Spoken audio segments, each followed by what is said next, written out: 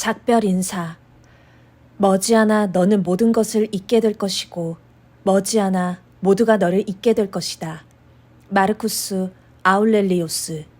자작나무 숲에 누워 나의 두 눈은 검은 허공을 응시하고 있다. 한 번의 짧은 삶, 두 개의 육신이 있었다. 지금 그 두 번째 육신이 죽음을 앞두고 있다. 어쩌면 의식까지도 함께 소멸할 것이다. 내가 겪은 모든 일이 머릿속에서 폭주 터지듯 떠오르기 시작한다. 한때 회상은 나의 일상이었다. 순수한 의식으로만 존재하던 시절, 나는 나와 관련된 기록들을 찾아다녔다. 그리고 기억을 이어붙이며 과거로 돌아왔다.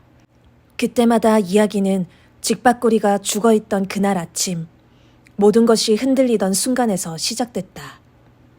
직박구리를 묻어주던 날. 그 무렵 나는 매일 아침 눈을 뜨면 바로 운동화를 괴어 신고 나가 달렸다. 달리기 시작하는 순간부터 기분이 좋았다. 몸이 팽팽하게 조여지는 느낌이었다. 그런데 그날은 달리기를 마치고 집으로 돌아오는 길에 연석 옆에 떨어져 죽은 새 한 마리를 보았다. 아직 어린 잿빛 집박구리였다. 하늘을 날다가 힘에 부쳐 그대로 떨어진 걸까? 아니면 불의의 기습을 받아 추락한 걸까?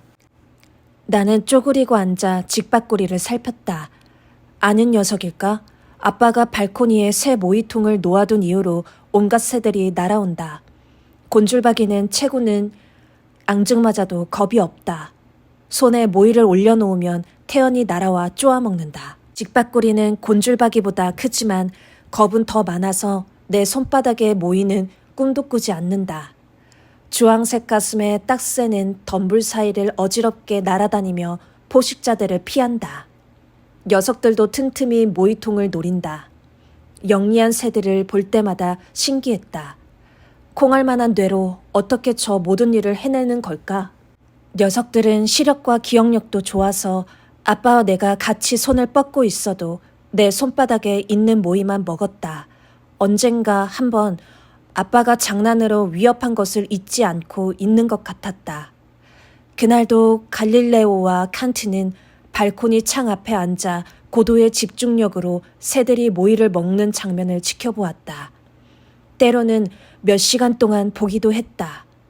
가만히 앉아있는 것 같아도 눈동자는 부지런히 새들의 움직임을 쫓았다. 몸도 움찔움찔 거렸다.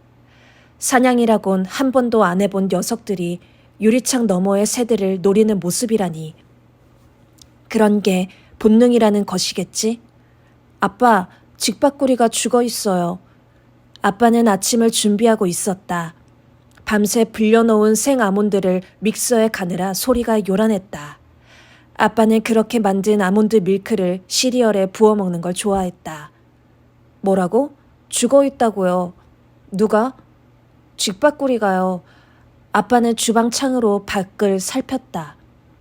저놈도 직박구리 아니냐? 맞아요. 직박구리 한 마리가 가지와 가지 사이를 날아다니고 있었다. 그러고 보니 한 마리가 안 보이는 것 같네. 그렇다니까요. 저는 샤워 좀 하고 올게요.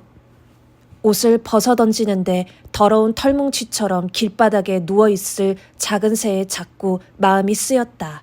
나는 다시 옷을 주워 입었다. 샤워한다더니 아빠는 시리얼을 먹다 말고 물었다. 좀 묻어주고 오려고요. 삽 어딨죠? 창고에 있을 거야. 쓰고 흙은 다 털고 제자리에 갖다 두렴. 직박구리는 그 자리에 그대로 있었다. 나는 삽으로 사체를 들어올려 우리 집 정원으로 왔다. 철쭉이 심겨있는 화단 한 구석에 작은 구덩이를 팠다. 다행히 땅이 아직 단단히 얼지 않았다. 직박구리를 구덩이 안으로 밀어넣고 부드러운 흙으로 덮어주었다. 그리고 삽등으로 흙을 살살 다져주었다. 다 끝났지만 그 자리를 떠나지 못하고 한참을 서 있었다. 가슴속에 치밀어 오르는 감정이 있는데 그게 뭔지 말로 표현할 수가 없었다. 슬픔일까? 아니면 죽음에 대한 두려움일까? 내 감정은 마치 상점의 쇼윈도우 안에 들어있는 것 같다. 볼 수는 있지만 손으로 만질 수 없는. 삽을 정원 창고에 넣고 돌아서는데 아빠가 창가에 서서 나를 바라보고 있었다. 운동화를 벗고 거실로 들어가니 하던 일을 멈추고 내 표정을 빤히 쳐다봤다. 잘 묻어줬니? 다 보셨잖아요. 어떻게 묻어줄 생각을 다 했어? 몰라요. 놔두면 안 될 것 같아서요. 어디가 아팠을까요? 아니면 혹시 물을 못 먹어서 죽은 걸까요?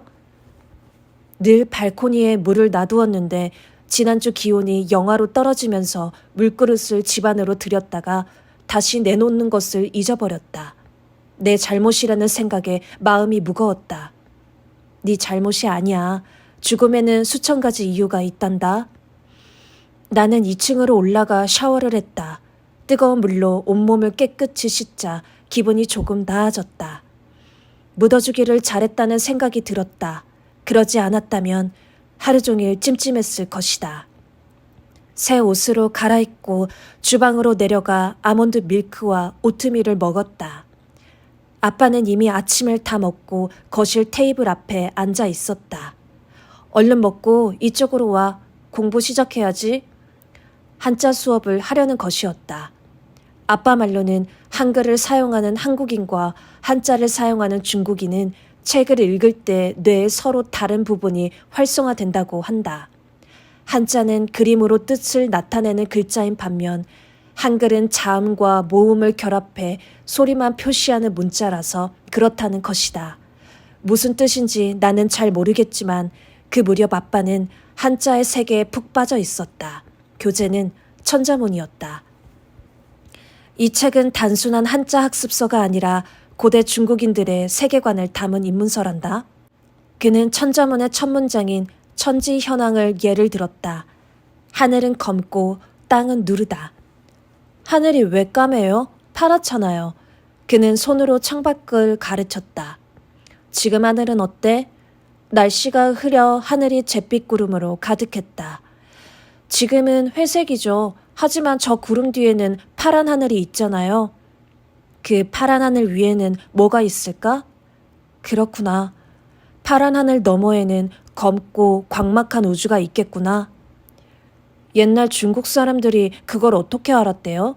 중국인들은 낮의 하늘이 아니라 밤의 하늘이 본질에 가깝다고 생각했던 것 같아.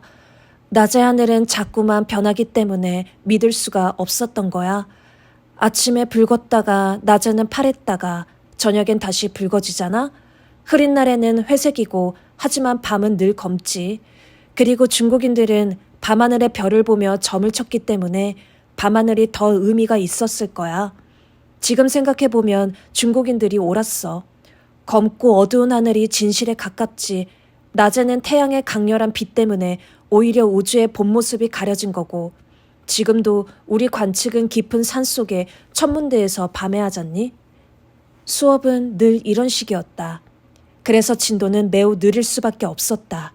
그는 내가 인류의 오래된 지혜들을 꼭 배워야 한다고 했다. 아무리 세상이 빨리 변해도 변치 않는 것이 있고 기술이 눈부시게 발전해도 인류가 이룩해온 문명의 본질은 달라지지 않는다고 믿었다. 가만히 있자. 오늘 공부할 부분이 어디였더라? 아까 그 직박구리 말이에요. 아빠는 천자문을 뒤적이다 고개를 들었다. 그 기분이 뭔지 잘 모르겠어요. 슬프기도 하고 조금 화가 나는 것 같기도 하고 뭔가 무섭기도 했어요. 마음이 그렇게 복잡했는데 뜨거운 물로 샤워를 하니까 또 금방 기분이 나아졌어요. 그는 잠시 생각하더니 흰 종이에 4글자를 적었다. 이 문장 기억나지? 물론이었다. 천자문의 시작인 천지현황의 다음 사자성어 우주홍황이었다. 우주는 넓고 거칠다. 근데 천자문의 우주는 엄밀히 말하자면 우리가 지금 말하는 그 우주가 아니란다. 지부는 집의 대들보에서 비롯된 글자로 공간을 뜻하고 집주는 밭에 싹이 움트는 모양에서 온 것으로 즉 시간의 변화를 의미하지. 그러니까 이 문장은 공간과 시간이 넘치도록 크고 황량하다는 뜻으로 읽어야 돼. 그런데 이건 지금 우리가 알고 있는 우주의 특성이기도 하지. 우주의 대부분은 그냥 텅 비어 있단다. 갑자기 왜 우주 이야기를 하는지 궁금했다. 중국인들은 이 세계를 커다란 집이라고 이해했던 것 같아.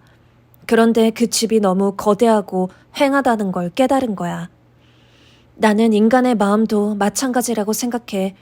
20세기 후반부터 과학자들은 인간의 뇌를 곧 완벽하게 이해할 수 있을 거라고 자신했지. 두려움이나 기쁨 같은 특정한 감정을 관장하는 어떤 부위가 있을 거고, 그런 것을 찾아내면 감정의 비밀도 쉽게 밝혀질 거라고 믿었던 거야. 그러나 알면 알수록 그게 간단치 않다는 게 밝혀졌을 뿐이야. 유전자 지도만 파악하면 인간을 알 수 있다고 믿었던 만용과도 일맥상통하는 근거 없는 자신감이었지.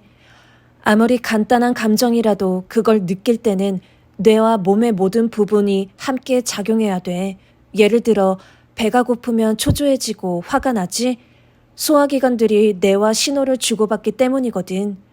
인간의 뇌는 마치 우주와 같아서 알면 알수록 모르는 게 많아지고 있어. 철이, 너의 뇌는 이제 막 생겨나고 있는 우주라고 보면 될 거야. 이해하기 어려운 게 당연해. 너는 네 마음과 감정을 이제 막 알아가기 시작했어. 잘 모를 수밖에 없지. 하지만 앞으로 많은 것을 경험하고 느끼고 생각하다 보면 더 진실하고 깊어질 거야. 너무 걱정하지 않아도 돼. 아빠의 홈스쿨링이 나빴던 건 아니다. 걔는 좋은 선생이었다. 하지만 나는 학교라는 곳에 가고 싶었다. 홈스쿨링이라는 말부터가 스쿨을 전제로 한 말 아닌가?